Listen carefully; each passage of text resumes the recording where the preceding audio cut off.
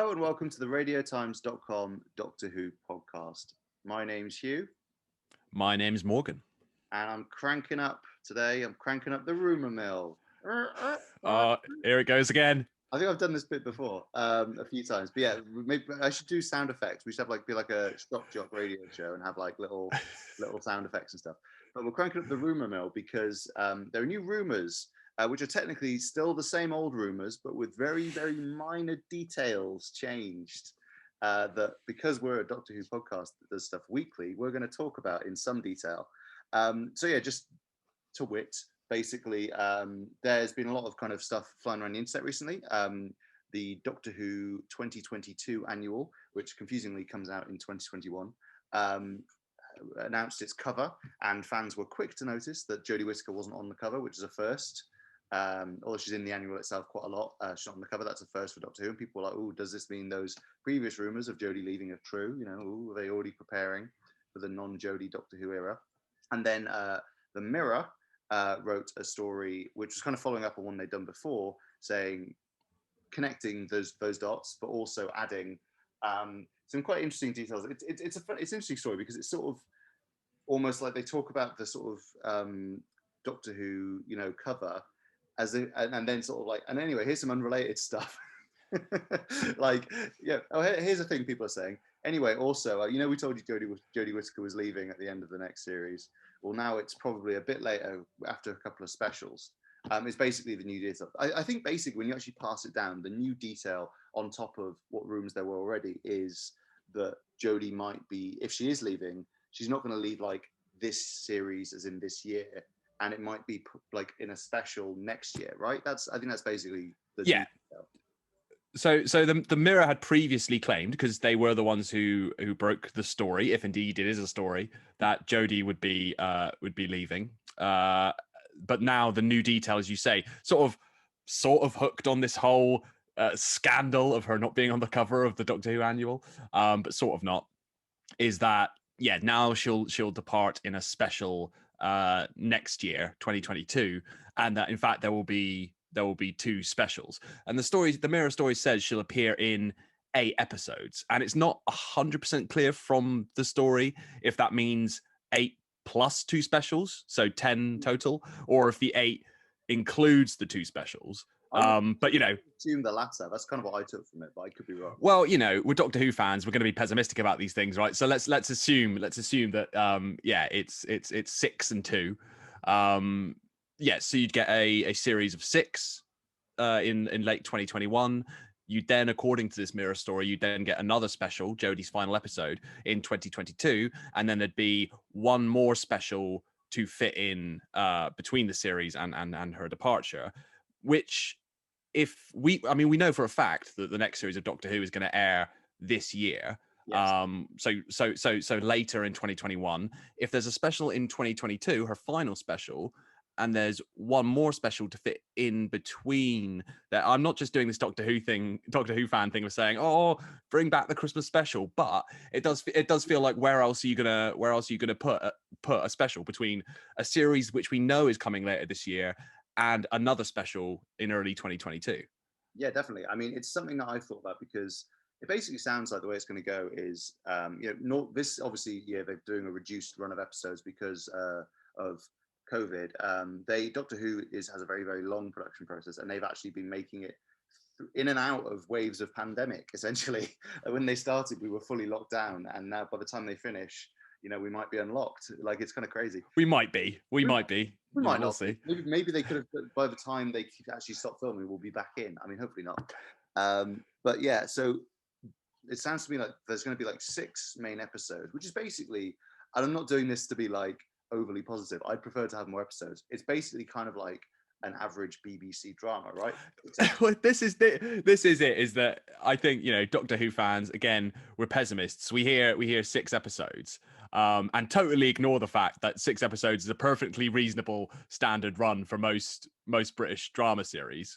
Which it is. We go, what happened to our 10? What happened to our 12? What happened to our 13?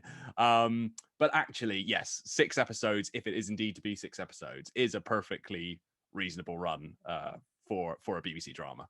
Yeah, and the rumor is at the moment that it's going to be airing in autumn or late autumn. And I was thinking, Mm. based on Jodie's first series, started in October. That was obviously 10 episodes, but that ran quite close to Christmas. That finished in um, December, I think. Actually, I think the very last episode ran score av Kolos. Only true It, heads remember.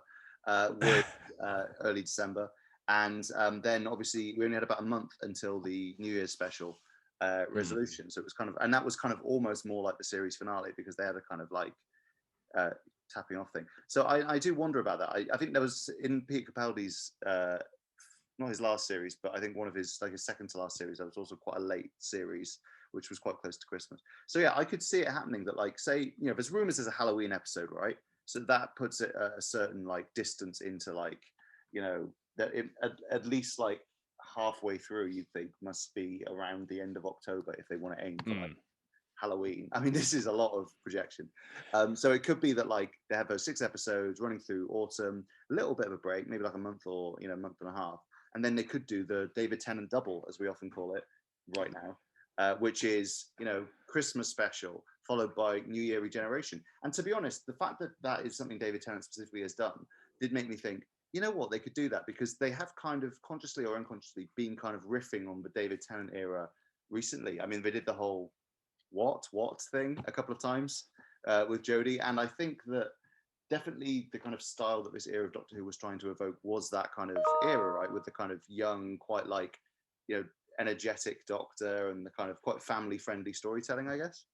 Yeah, no, absolutely. Like I thought the same thing. I thought, oh, okay, does this mean a Christmas special? And then you get that kind of 1-2 punch of there's probably a nicer way of putting that, but you know what I mean, of a Christmas and then a New Year's special.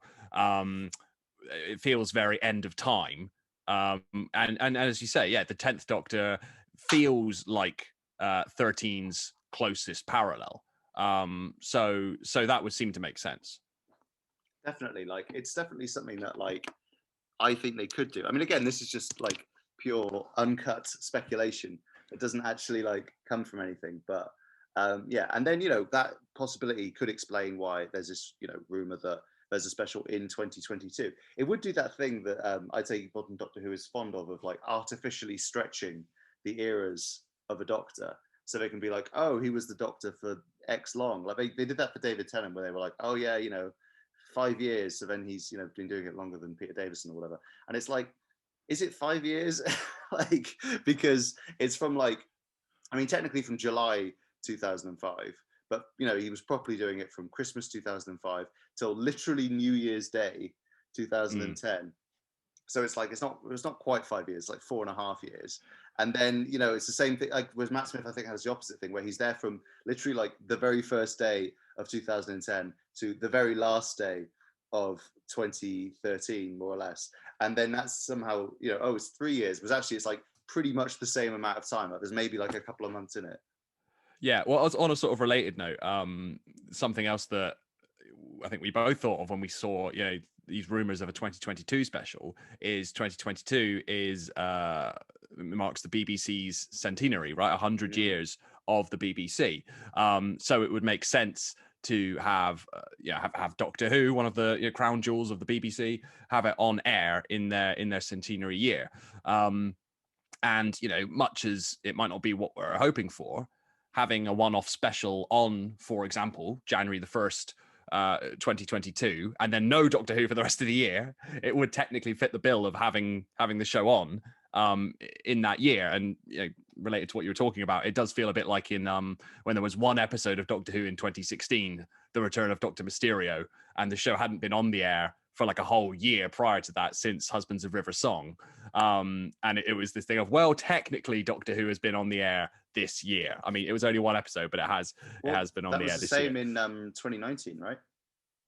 Yeah, and I'm not doing down the amount of hard work that it takes to make even one episode. Yeah, there's a lot of hard work that goes into that. But I think we'd all be hoping for more, right? Next year, no matter who the Doctor is or what form it takes. Well, it feels like an odd move if Jodie is leaving to kind of have like a series and then like maybe a special, and then like if it was a longer gap, like if it was the case of like I'm not saying that this is the case, but I think one of the rumours did suggest that the special in 2022, that again is rumoured, could be later on in the year. And I feel that kind of almost doesn't ring true to me, because it seems odd to me to be like, here's Jodie's sort of last series, and then here's like a little special, and now we're going to wait 8 months, like, and then and now she's gone. Do you know what I mean? Like, it feels like you kind of lose the momentum, and she's sort of like a lame doctor, I guess. Like, she's like, you've got the war doctor, there's the lame doctor, like, as in she's sort of there to like it wasn't quite like this for Peter Capaldi, but we knew Peter Capaldi was leaving like a year and a bit before he left. But then he had a full series to kind of go through this whole thing. Whereas if you kind of like had Jodie's last series, and then it was kind of pretty clear that she was going to leave, it was set up in some way, and then you wait 8 months and then she just leaves. I don't know. It just feels a bit like off. No, it's interesting. I think I can't imagine that any 2022 special would air later in the year. I think, as you say, you'd want it early in the year to kind of capitalize on the hype, that running off the back of the series and whatever this first special is.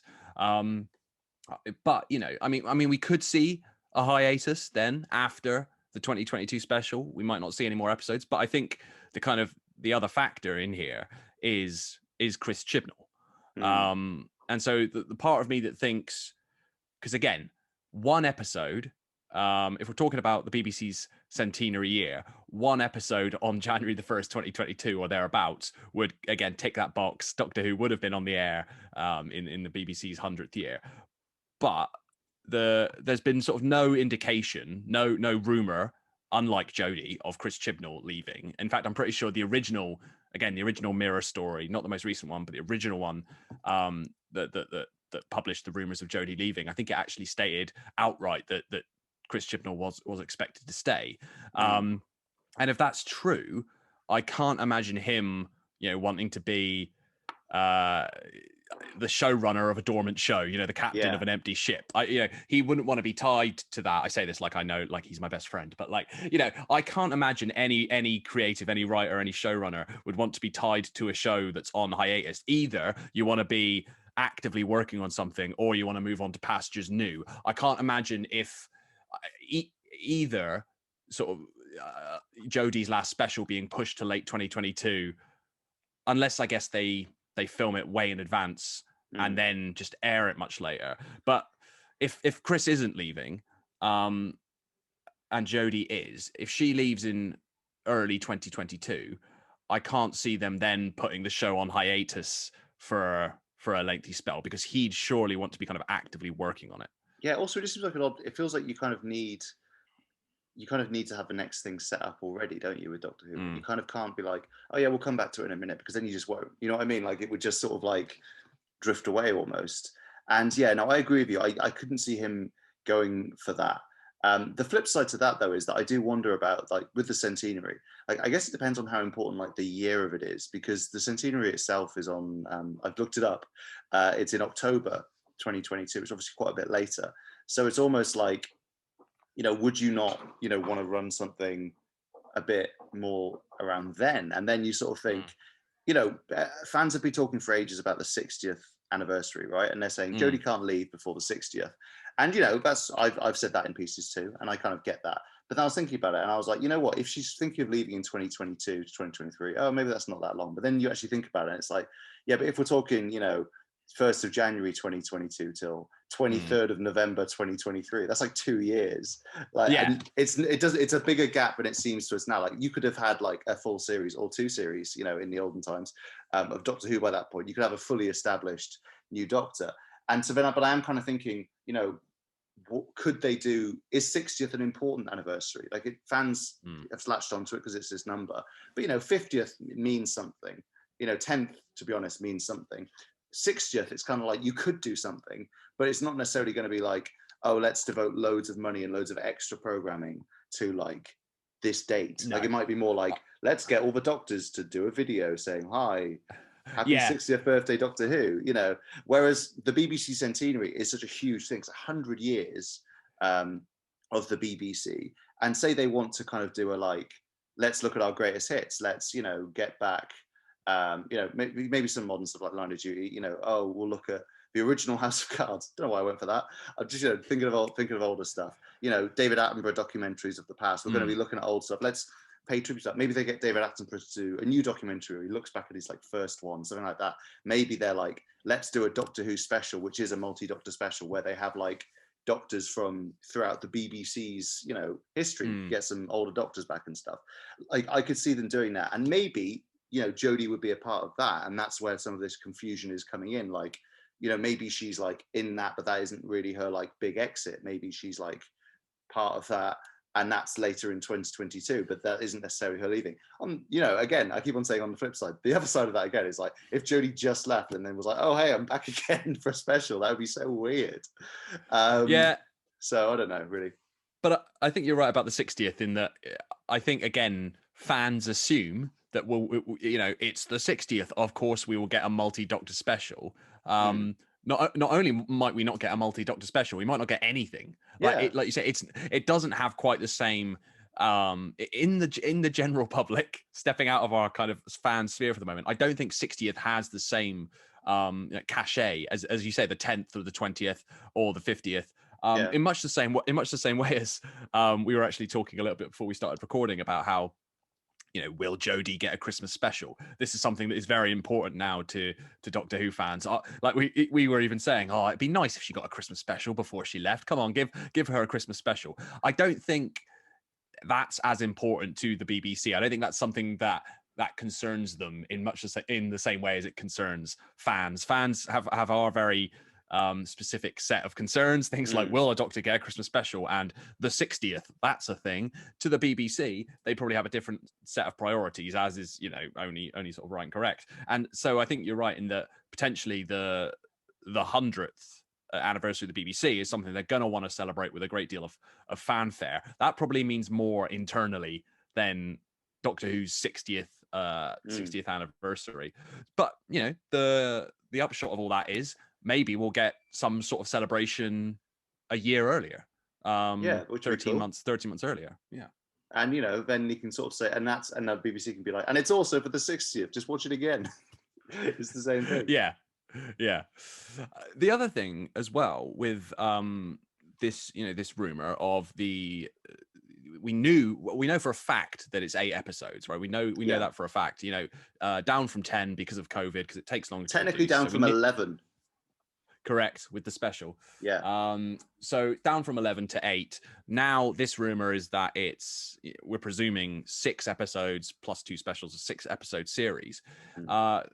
If you take we've talked a lot about the specials and how they might fit into things and how they might impact things. What does that actually mean for the series 13? If we're only getting 6 episodes, again, let's try and look on the bright side.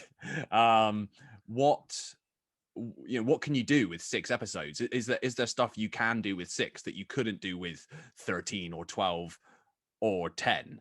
And I think you look at those longer series, and one of the things that I always thought was hard to get right is the story arc. It's Doctor Who, pretty much every series, more or less, possible exception of series 11, has had a kind of light touch story arc from whatever it is, Bad Wolf, Saxon, Bees disappearing, Missy popping up at the end of episodes, sort of teasing her reveal, the timeless child, and that. Yeah, I wasn't going to bring that one up. Not that I don't like it, but I know it's very controversial. But most recently, yes, Timeless Child. And I think that's hard to get right. I think there's some that work really well, like Bad Wolf. I think Bad Wolf's like the classic one that people still refer back to. It was just like little light touches throughout the episodes, and then it paid off at the end. And there's other ones that probably are less memorable. Like, I like some series, kind of hybrid. Well, I'd say there's 3 categories of story arcs. There's the sort of the ones that worked really well, like that everyone sort of remembers and talks about, like Bad Wolf and Saxon. Then there's ones that sort of they were sort of just unremarkable story arcs, like the bees disappearing in series 4, and series 4 is often held up by many people as the best of Doctor Who's modern era, but no one really goes, oh yeah, the series with the bee arc, that's not really a thing. Well, I remember reading that one. They had a kind of combo, didn't they? They had the bees, they had mentions of the Medusa Cascade, and they had the Lost Moon of Poosh, and like disappearing planets. So it wasn't like a phrase in the same way that it was like Bad Wolf, Torchwood, Mr. Saxon. It was like, here's a few things, and then Billy Piper's sometimes there. Exactly. No, yeah, to be fair, the main sort of little light touch thing in series 4 was Rose popping up. But yeah, there's all that stuff, as you say, about like disappearing bees and the Lost Moon of Poosh, that it's a little less kind of catchy, isn't it, that arc? And then there are just the story arcs that just didn't work, flat out didn't work, like the hybrid. Like some would argue, Timeless Child. Not me, but some. So anyway, the point is, what can you do with 6 episodes that you can't do with a longer series? Maybe you can do something a bit more sustained, something that doesn't have to be as light touch. I think the light touch approach for a story arc is right, because it's really hard to sustain a sort of concentrated story over 13 episodes and make that work and make it interesting and engaging all the way through. That's really, really hard. So you just kind of, you drop little story hints here and there, but it's not really the focus for most of the episodes, and then you pay it off in the finale. Whereas with 6, you could potentially have one story, one focus. It could even be a kind of a 6-parter, like what Doctor Who used to do. There's no reason. Again, if you're trying to make a virtue out of the fact that we have fewer episodes, I guess that's a possibility. Yeah, well, that was kind of the thing I thought, is like, what if this is being forced upon them, what are they going to do to kind of make a positive out of a negative? And I think you're right, and I could see them doing something like that. Like, obviously still, traveling to lots of different places and meeting lots of different, monsters and characters and stuff. Like, we've seen that just in like shots that have been, popped online of filming. Like, it looks like they go to lots of different times and places. But yeah, it could be a bit more like, I always kind of like the episodes where they mention where they've just been, or like it's like follows on in some way, and I think that you could do that for a whole series if it's 6 episodes. If it was 13, you'd get into the sort of realm of those Marvel Netflix shows where you just get a bit like weary by the end. Whereas I think with this, you could definitely do it. I'd be interested to see how they do that. Like you say, it could be like one of the older serials where you kind of would like, you would be able to jump around different times and places within that story, but like then maybe return to certain locations, or facing off against like a particular thing or a particular person. Maybe like the Master's doing something or other and is doing stuff in all over the place, and rather than rushing around loads in like one episode or a 2-part episode, you rush around a lot and have like mini adventures, almost more like what Big Finish do in some of their stories, where they kind of partly because Big Finish is audio, so they can kind of just do whatever they want.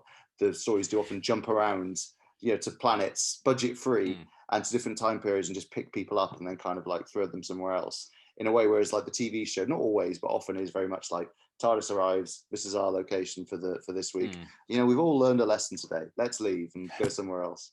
It'd be interesting to see if they went for something different than that. Equally though, like we say, we could be completely wrong, and it might just be his 6 individual, 50-minute episodes of Doctor Who where they like meet, I don't know, Wellington, and he learns about the Silurians. Yeah, it could be, and you know what, that actually sounds great. I enjoyed that. Yeah, I mean, actually, I was like, that'd be great. Pitch that to Big Finish. No, but I think it could be still just 6 individual episodes, and that might be great. But again, if you're thinking about, okay, we've only got 6, that's less, not less than normal, not less than a sort of BBC drama tends to have a standard, but less than Doctor Who fans have become accustomed to. Then you think, okay, how do we frame this in such a way that it's not? This is what I would be thinking anyway. I can't speak. How do we frame this in such a way that it doesn't seem like a negative? That it doesn't just seem like 5 or 4 or 3 or whatever it is. fewer episodes.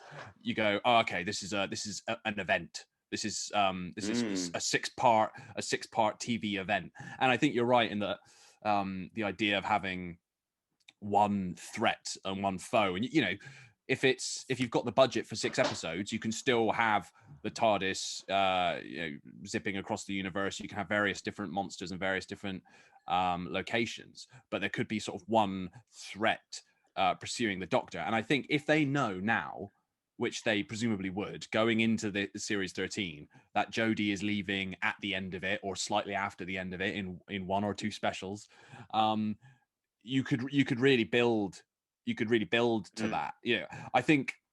I guess one of the closest equivalents sort of is the David Tennant specials that year where we had the specials, because again, if you take those as almost a series, you had what, three so what is it? You had Planet of the Dead, Waters of Mars, and then End of Time part I guess one and two. I guess it depends if you include the Next Doctor. Sure. Okay. Well, let's include the Next Doctor for sake of argument. So you've then got three stories. Then then this sort of big payoff. If you look at that as kind of like a shorter, I think especially from sort of Waters of Mars onwards, right? It really feels like it's connected. And actually, even Planet of the Dead, you've got the kind of the four knocks. That's where that starts, isn't it? I think that's the first mention of it. Yeah. So that picks up there. Then you've got Waters of Mars with the Time Lord victorious. Then you've got End of Time and the big payoff. If you could, I think again with a shorter series, you could do something more similar to that, where it really feels like the story's kind of picking up pace and accelerating as you get through it, and there's something, whether it be a person or some invisible threat, there's something coming for the Doctor, and then it pays off with this big spectacular epic finale and regeneration like that. I think if you framed it like that, you'd go, well, this is great. Again, it's event TV. It doesn't just feel like you're missing out on anything really because of the way it's been framed. Definitely. I think that would be like you say, making a virtue out of a problem. It kind of reframing it like that. And it's one of these things where we said, we don't know the innermost thoughts of the people making Doctor Who, but you can kind of look at what they do and read interviews and chat to them about it and try and sort of think, how would that be applied to another situation? Not to kind of be armchair psychiatrist, but for example, the whole thing with the fugitive Doctor, in Fugitive of the Judoon, that was very much a kind of that was meant to be like a misdirect, with the Judoon being the subject of the episode was actually their kind of a sideshow, and it's all about this Next Doctor, and people didn't see that coming. And then you sort of think, what other ways?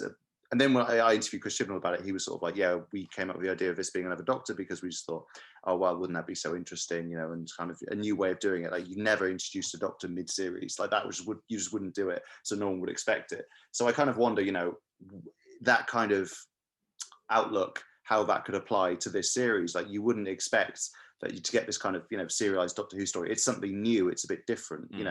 I could see them wanting to do something like that, and equally, with the regeneration, doing it in the way we've talked about would be quite unusual. And the trouble, I'd say, that Modern Who always has, it's not a problem it really struggles with, but the constant thing is, how do you keep it fresh? How do you make it new? How do you have the the whole, companion walks into the TARDIS, it's big on the inside. First time, interesting. Second time, you slightly play it for laughs. Third time, you can be a bit meta. Fourth time, it's like, well, now what do you do? It's like you kind of have to keep finding new ways of doing it. How many times have we seen, modern regenerations? How many times have we seen, the Doctor's got a face X or whatever? Doing it like this could be, a new way of doing it. Like maybe there was always some plan to do something a bit like this, and COVID has kind of accentuated it. Or again, we could be completely wrong about all of this, and none of this is happening. But I think it goes back to what Stephen Moffat used to say about it, where he was very keen on kind of shaking things up every series. So there'd be one series was no two-parters, only one-off episodes, and it's every episode's a new movie, it's a blockbuster. And then next series it was, we're bringing back two-parters, and it's that thing of like every episode is now a two-parter. Every episode's a two-parter, but it's clever because you go, okay, we're taking this away, and then fans go, oh, we want the multi-part stories back, we want the cliffhangers, and then they go, now you have it back, you missed it. So again, like you say, how do you do something different with Doctor Who? What's left in terms of story structure? It hasn't done, I guess in the modern era, at most, and it depends on how you look at it, you've had sort of like 3-part stories. If you count something like Utopia, Sound of Drums, Last of the Time Lords at a stretch as being a 3-parter. Or the Monk trilogy. Who could forget the Monk trilogy? Me. I had until you just reminded me of it. But no, that's a good example. Well, a That good was example. It's an example. well, that's an example as well of of the kind of thing we're talking about with the surprising thing, and that was like a stealth trilogy, which was not billed as such, and was definitely promoted in a way to make it seem like there were three entirely unlinked episodes until you actually watched them, and then you realize that they all are part of the same story. With some slight diminishing returns. But I think with this, it would benefit them to be more direct about it and say, like as part of the marketing almost. 100%. This is a 6-part event. You kind of want, in an ideal world, right? You want Doctor Who to be talked about as much as, say, Line of Duty was. You want to bill it as like a appointment to view television, and you want to go, look, at the end of this. We're building at least to Jodie Whittaker's exit. You don't want to miss a single second. It's this 6-part event series. Beware of spoilers. Like you kind of want it to have that kind of momentum and excitement around it. So again, making a virtue out of the fact we only have possibly 6 episodes in a series, I think that's the way to do it, is to bill it as a 6-part TV spectacular. Well, we should say, a good example of this from the past universe is Torchwood Series 3, which was, going to be a full series of 13, which is what they were doing at the time, got cut back, and then they end up making a 5-episode thing, run over consecutive nights, which this wouldn't necessarily be. I don't think it would be, but it was serialized, which Torchwood wasn't very. It was, much more like Doctor Who, and they made a very serialized 5-part story that just moves from point to point to point to point. And that was pretty much a very similar situation. They had a reduced episode count. They thought, let's do something with that. So it's not, this isn't entirely out of nowhere, our thoughts on this. Like, some of this is like, this is a thing that people making TV have done before, and specifically making Doctor Who and Doctor Who accoutrement have done before. Yeah, no, and that's held up, right? Children of Earth as being pretty much, by most people, as being the pinnacle of Torchwood. So not only has it been done before, but it can work very well. That was the show at its, I would argue, its best, but also its most prominent, that kind of BBC One stripped across the week. Again, event TV. It felt like event TV. And I certainly think, it wouldn't hurt Doctor Who, at the very least, to be billed once more as, this isn't just your old favorite back again. It's like, this is event TV. You got to tune in for all 6. This is the stuff. Imagine if they did run it over like 6 nights. Imagine, that would be crazy. It'd just be one glory. When I was thinking about 6 episodes, I was like, what could they do differently?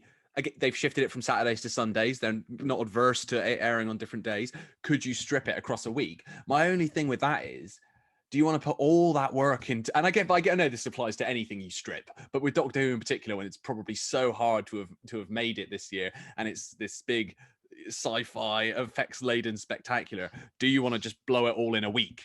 Like, it feels like you want to make the most of it. Although if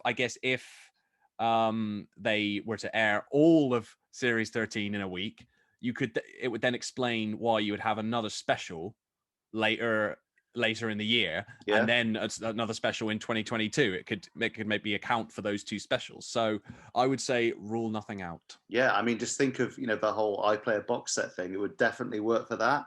They love box setting stuff. They could not quite box set Doctor Who, but you could have it box setted within the week. Could be. I remember some. Stephen Moffat was asked about that. Could Doctor Who ever go the iPlayer box set route? And he, of course, this was when he was showrunner, but he said no, because he thought it would negatively impact the impact of Doctor Who, that it would lose some of that water cooler effect. But arguably, would it just have a bigger impact or the same impact, but in a different way? That's the whole argument around box setting, isn't it? Yes, okay, you lose some of that week to week, but you make a big splash all at once. And so again, maybe it's something for Doctor Who to explore. Could be. But what do you think, people listening at home, if indeed you still are, listening, or at home? You could be outside enjoying the sunshine, who knows? Assuming you're in the UK, you may be listening from somewhere else, but it may also be sunny there. See, I would like to cover all the bases. As you may have noticed in this podcast, where we've talked about a lot of different things. But do you think that these rumours are correct? Do you think Jodie Whittaker's leaving after specials? Do you think the BBC should, do a 60th anniversary special? Should they do something for the centenary? And what are your thoughts on, a serialised 6-part story? Could you see it stripped across consecutive nights? Do you want the Doctor kind of put through the ring in that way? Or are you more a fan of the kind of, I say traditional, but, you know, relatively modern, traditional, week to week, longer series? Let us know in the comments, as ever. We love to hear from you. And you can tweet us at Radio Times and things like that. And you can find previous editions of this podcast on Acast, Spotify, Apple Podcasts, and on YouTube, which is probably where a lot of you are listening to it. We'll be back next week with, unless there's any big breaking news, a review of Doctor Who Time Fracture, which I'm going to this week. So yeah, we'll let you know if that's any good. And, you know, whether there's a clip of Jodie Whittaker laying out and explaining the entire structure of Series 13, which, you know, you never know. You can never rule anything out. Until then, I've been Hugh. I've been Morgan. And you may or may not agree that this entire episode could also have been stripped back and serialized more carefully. Thanks for listening, and goodbye.